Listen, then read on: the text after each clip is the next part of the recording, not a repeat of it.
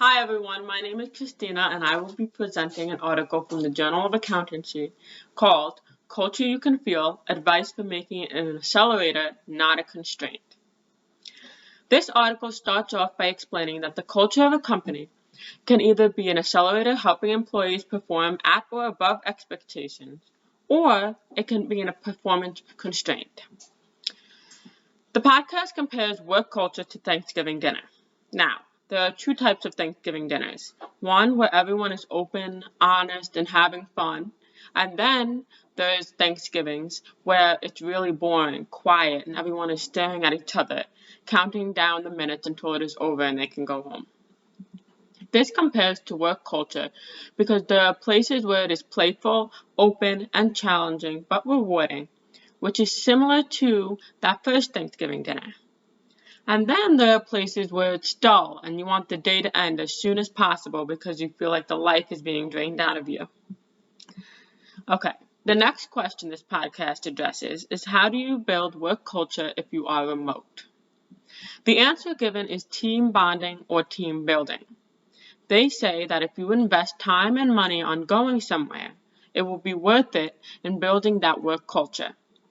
And it is extremely important that you build those relationships with your coworkers because it's important for you to understand your teammates. How do they function? What kind of people are they? What makes them tick? Understanding helps improve both that connection and that work culture. Then this podcast discusses employee training and development and what an organization's role is in this matter. For corporations, understanding is necessary in training its employees. Understanding the different types of learners. Are they experiential learners, which is more hands-on, direct learners, or are they referential learners, which is more abstract, using associations and references? By helping them learn, corporations are creating an environment of support which can lead them to take the initiative more often. This idea once again proved that a positive and supportive culture can help improve employee performance, eventually leading the firm to thrive. The podcast then transitions into how employees' approach to work-life balance has changed over the past 3 years due to the COVID pandemic.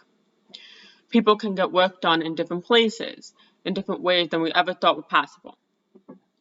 What we have now compared to 2020, before the pandemic, is many different options, which is changing the expectations of many of these workers.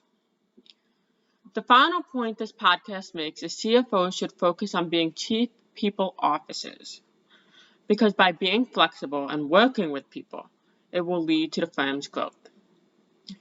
To conclude, this podcast gives valuable insight on the role of culture.